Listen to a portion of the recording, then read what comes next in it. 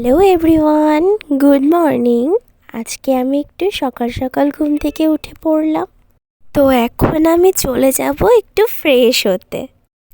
আমি ফ্রেশ হয়ে গিয়েছিলাম, তারপর দাদা বলল ও একটু বাজার যাবে, তাই আজকে মর্নিং ড্রিঙ্কসটা খেতে খেতে আমি একটু ওর দোকানদারি করছিলাম।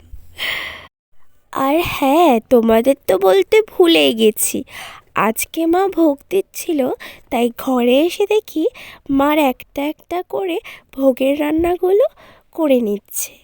দেখো,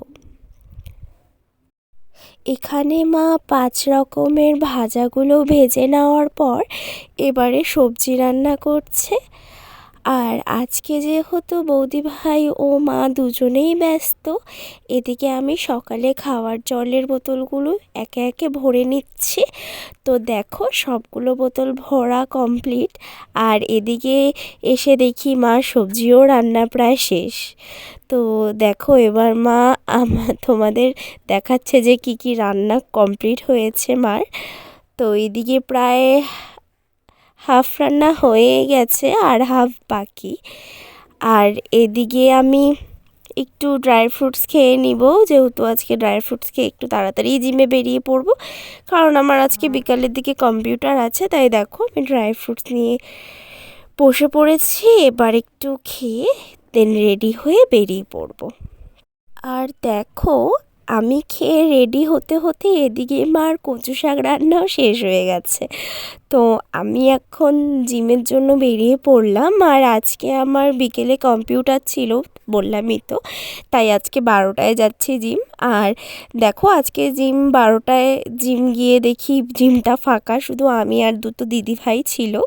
তো আমরা একটু জিমটাকে ঘোরাঘুরি করে তোমাদের দেখাচ্ছিলাম। ওই হলো আমাদের জিম। তা এখন একটু ওয়ার্কআউট করব। আর দেখো, জিম শেষে বাজারে গেলাম লেবু নিতে। তো দাদা বলল যে লেবু নেই, বিকেলে আসবে। তো সেই শুনে এখন আর কি বাড়ি চলে যেতে হবে। তারপর বাড়ি এসে ফ্রেশ হয়ে দেখি মার ভোগ দেওয়া কমপ্লিট। তো এখন প্রণাম সেরে ঝটপট খেতে বসে গেলাম। খুব জোরে খিদে পেয়ে গেছিলো, 2টো বাজে। তো দেখো, মা আমাকে ভোগের প্রসাদটা মাখিয়ে দিচ্ছে। আর যাই বলো তাই বলো, মার হাতের মাখা প্রসাদের কিন্তু একটা আলাদাই টেস্ট। তারপর খাওয়া দাওয়ার পর একটু রেস্ট নিয়ে বেরিয়ে পড়লাম কম্পিউটারের জন্য।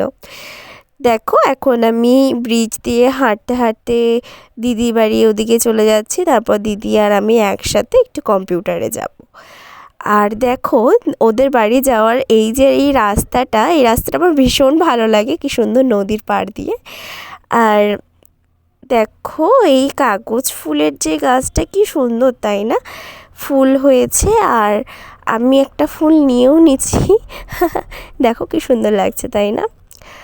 আর আজকে কম্পিউটার ছুটির পর একটু মদনমোহন বাড়িতেও গিয়েছিলাম বেড়াতে, ঠাকুর প্রণাম করতে। দিদি বলেছিল যে অনেক দিন ধরে যাওয়া হয় না, তাই আজকে একটু দর্শন করতে এলাম। তো এখন বাড়ি চলে যাব। ব্লগটাকে আর বেশি বাড়াবো না, ব্লগটা এখানেই আজকে শেষ করছি। দেখা হচ্ছে অন্য কোনো ব্লগে। তো ততক্ষণের জন্য তোমরা কিন্তু আমার চ্যানেলটাকে সাবস্ক্রাইব করতে ভুলে যেও না। টাটা।